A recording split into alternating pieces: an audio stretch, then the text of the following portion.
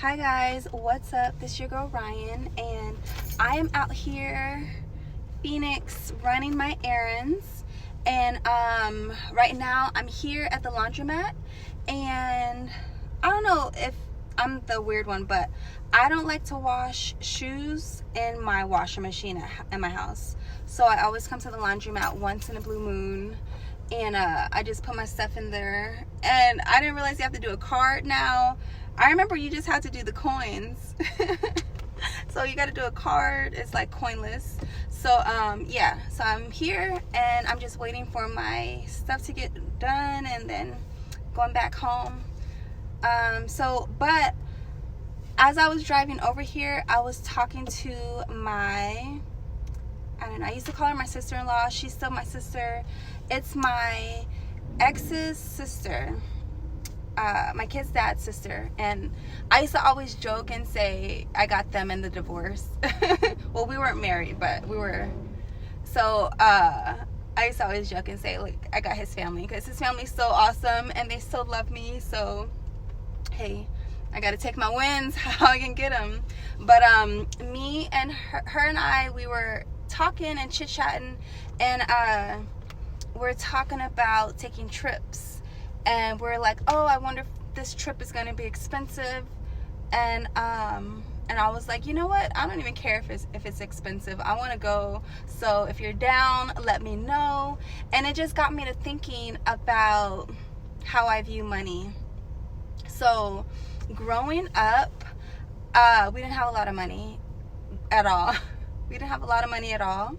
And I think that psychologically made me feel like when I get money, I need to hoard it. I need to like keep it and just like, I'm not spending it, you know. So I kind of got in a habit of not spending money, but I was feeling guilty if I had to spend money, even if it was necessities or something that I needed or whatever it was. Like, I would feel guilt for spending my own money. And I literally just got out of that mindset it really exacerbated when my mom passed away. But even prior to that, I was getting out of that mindset, and I was like, if I want it, I get it. And mind you, I don't have crazy habits. I'm not into designer. I don't you guys see me when I do videos, I'm typically in a t-shirt. You know, I wear leggings, I wear jeans. Like, I'm not super fancy. You know, I do get dressed up when I go out on the town. But for the most part, when I'm chilling, when I'm doing my errands at home, when I'm chilling around the house, I'm in a t-shirt, which I love because it's comfy. But so I don't have crazy habits at all. And I don't really like a lot of things. I'm kind of like a minimalist. So I don't like a lot of clutter. I don't like a lot of stuff, because I feel like if your house has too much stuff in it, I think it messes with your psyche. Yeah, I'm weird. So I'm gonna put this right here. Maybe that'd be easier for me, because my hand is getting tired. I'm holding this stick. So anyway, we were talking about going on trips and how much money it's gonna cost. And I was just telling her, like, whatever it is, I'm down. Let me know. And then that got me to thinking about how I have a relationship with money, and how a lot of us have different relationships with money.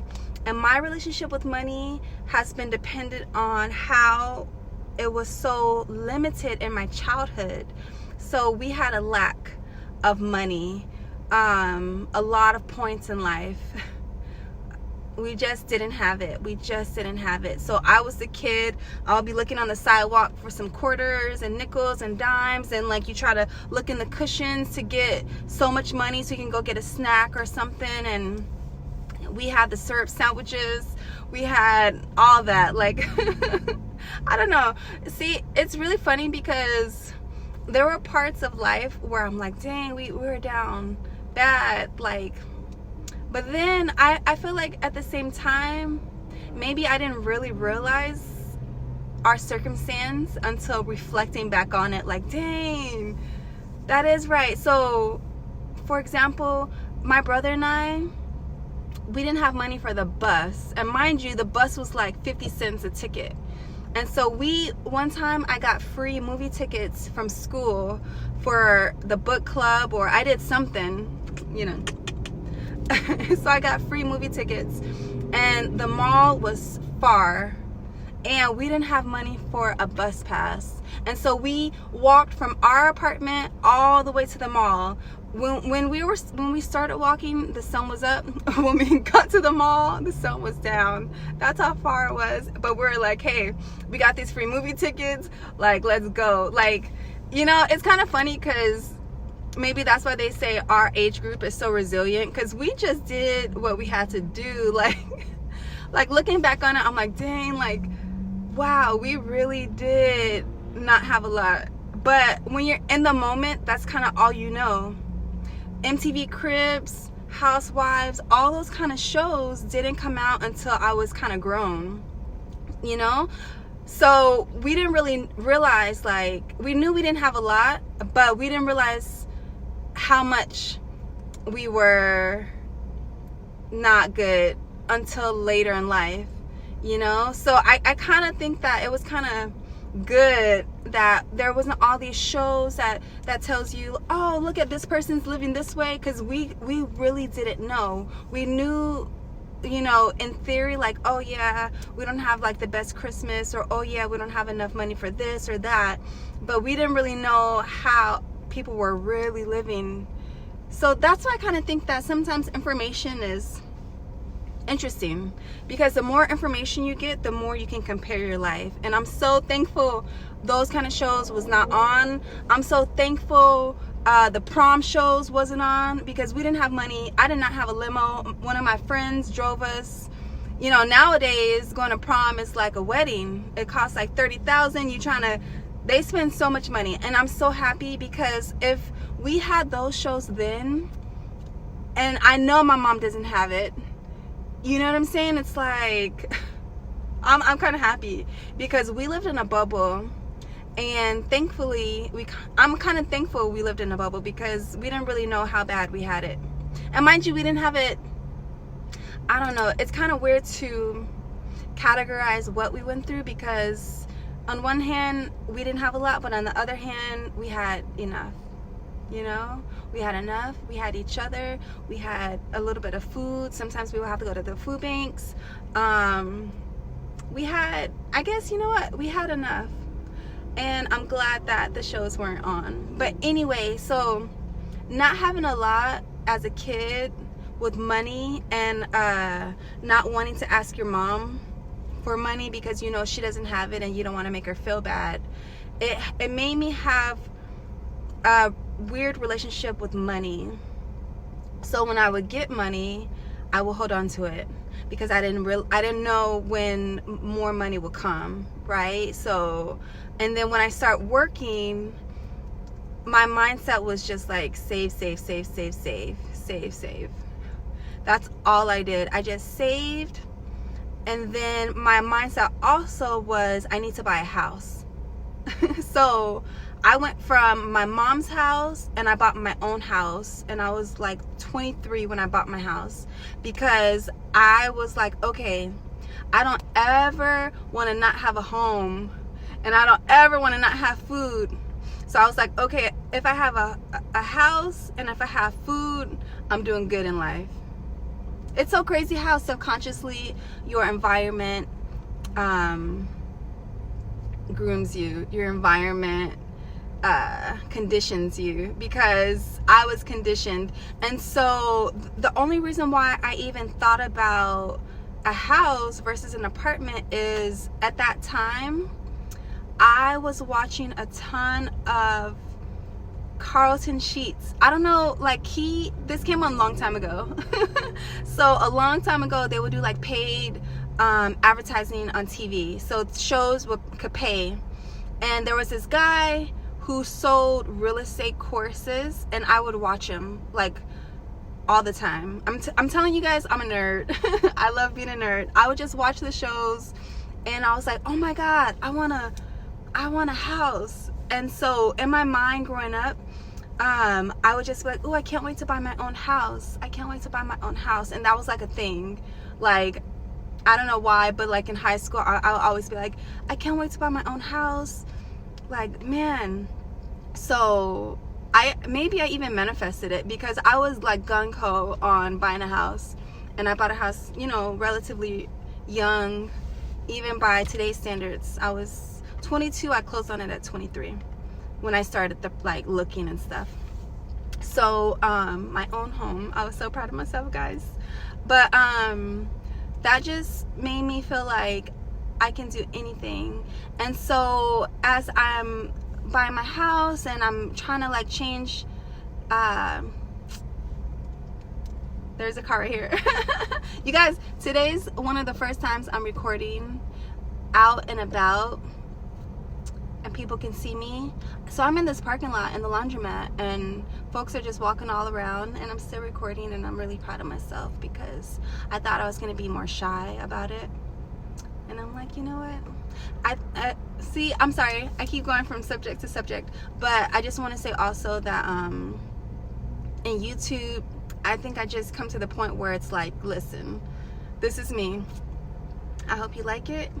I hope, you know, you're entertained, but the only person that I can be is me. And once I kind of grasp that, where it's like, okay, it is what it is, baby, then I feel like I became more comfortable. But anyway, my whole money spiel, I kind of lost my train of thought. Wow. Maybe this will be just a video of random thoughts, you know. So, oh yeah. I was talking to Mabel. Her name is Mabel. Hi, Mabel. Hi, Hermana. So we were just chit-chatting about that, and so I was thinking about how far I've come, because before I was like, I wouldn't call myself cheap ever, never ever, but I was definitely watch what I spend, watch what I buy, you know, things like that. And now I'm financially responsible. I take care of all of my bills all on my own. I save. My kids are set up with accounts and such. But if I want it, I buy it. And if I want to go out to eat, I go. If I want to, I don't know, whatever it is, I do it. I just get it. And I'm so happy, because before I was not like that. And I've noticed that since I became more open, more money has been flowing to me. You know what? It is really crazy. This happened earlier. I was in a parking lot. I've been running errands every day. I mean, all day. And I was like, it was like almost empty. And a car parked right beside me. And I'm like, out of all these empty spaces, why you park right beside me? And this just happened right now. Look, out of all these empty spaces, why you park right here? I don't like being right by SUV, because, you know, I'd be scared, you know, by myself. Oh, man, I'm gonna have to move. I'm gonna try to see, but it's just my paranoia. That's all that is. I don't like SUVs parking next to me, because I'd be watching too many of those Survivor things where, you know. And it's 3:30, but it's overcast, so it looks like it's gonna get dark sooner. And I'm not trying to be mean. I'm not trying to be mean. I'm gonna just use this as a, you see this? Alright, you got his face in case. But I'm like, dude, why you park right next to me? Like, right next to me. Dang.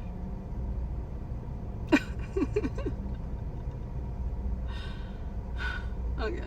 You guys like my hat? Did that sound, I hope I didn't sound mean. I'm not trying to be mean. I just see a lot of these videos like, ladies, don't ever park in between two SUVs or two vans, because this. So I'd be trying to be on my P's and Q's and watch my surroundings. So I'm not trying to be mean. I was trying to come on and make a serious video about money and the relationship you have with your money, because I do think that traumas, childhood traumas, different traumas condition you to spend money a certain way, how you make money, how you look at money, how you view money. And I also think that deaths. So for me, 2021 and 2022 was completely hard for me. 2021, let me run down what happened. First, my childhood friend Nick died. Then my grandma died. In the midst of that, my mom was diagnosed with cancer, and my mom died in November of that year, November 11th. Crazy, huh? 11/11. I'm into numerology. So after that, a cousin died, another cousin died, one of my best friends, her sister passed away, and then another cousin died. And this is all like 2021, 2022. So it seemed like every couple of months someone would pass away. And it was really horrible time. It was completely horrible. And a lot of things in me changed, but one thing in particular is with money. That truly made me be like, you know what, if I want it, I'm gonna get it. If I want to take a trip, I'm gonna take a trip, because life is short. And that definitely changed me. And I think that was like the icing on top as far as my mindset. Like, you can be here today and you can be gone tomorrow. And so for me, I started taking trips all the time. I take a trip all the time. I'm that girl where you're like, hey, I'm thinking about, and I'm already on Google looking up flights, looking up everything. So I think going through those 2 traumatic years, it made me look at money. One of the things that it made me do, there's a lot of things that I'll probably talk about in another video, but one thing that it made me do was look at money like a resource, a tool for memories, a tool to make you happy, a tool. I know they say money is the root of all evil, but I don't believe that. I believe that the lack of money is the root to all evil, because when you don't have money, you do crazy things to get money, right? And I think as long as you don't like, you cannot worship it. It can't be more important than, you know, your morals, things like that.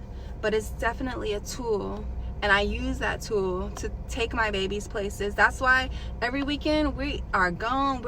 I try to take them, and I think that's why they haven't been wanting to do stuff, because we're gone all the time. We go everywhere. I take them everywhere. And so yeah, that has definitely changed me. Death and having it happen with so many close people that I know, my mom, my grandma, my friends, cousin, 2 cousins, my sister, my friend's sister. Like, these are all people that I know. These are all people that are close to me. And when you have death back to back like that, it changes you. And for me, I'm still upbeat. I'm still like positive and things like that. But since we're on money, I'm gonna use that as an example. But it has changed me in other areas, but I'll talk about that maybe another time. But yeah, death definitely wakes you up, and it makes you be like, okay, I'm on this earth for a limited time. That's the only thing, that and taxes is the only thing that's guaranteed, and I have no idea when my time is up. So I make sure my babies are set up financially, you know, if anything were to happen to me. But for me and working, I feel like, you know what, I'm working every day, I'm gonna get whatever I want to get. I want to get it. If I want to get name brand ketchup, I'm gonna get the name brand ketchup or whatever. Like, I'm not gonna work my butt off to not have the things that I desire. So yeah. And you know what, it's really crazy because during that time when all these people were passing, my family members, my mom, like, I saw it in my face, I saw it in my body. Like, I took one picture, and that picture was of me and my babies, because I was there, definitely depressed, and I wasn't sleeping. And I just remember I was like, oh, I gotta get out of this funk, because I was literally like crying every single day. And I was like, I need to get out of this funk. So I signed up my babies for karate, because I didn't want them to just see me crying, because, you know, I have to be here for them. I can't let it just tear me completely apart. You know what I'm saying? So I remember I took one picture, and oh my gosh, guys, I had bags, I had discoloration, I was skinny, I looked crazy. And I was just thinking that it's like, seeing me is a true manifestation of the outside, how you can look. The outside, you can look how you feel in the inside, because in the inside I was sad, I was depressed, and I looked it. You could tell it was nothing. I mean, and not even a pretty, not pretty thing. It was like healthy. Like, I was like, okay, I got to get my sleep under control, because I wasn't sleeping.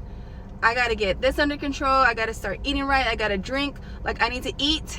Like, period. I need to eat food, because I don't even think when I get sad, I don't have an appetite. I went on a whole tangent on a whole lot of things, but I guess my whole point in this video is take time to see how your relationship with money is. I took the time, and I can pinpoint why I am the way I am with money, and I had to do actual work mentally to get out of that mindset. And now I'm in a flow period with money. So, and you can even tell in the language, currency, current, right? I mean, everything I feel like is deep. But yeah, that was a lot. So you guys, you know, learned a little bit more about me.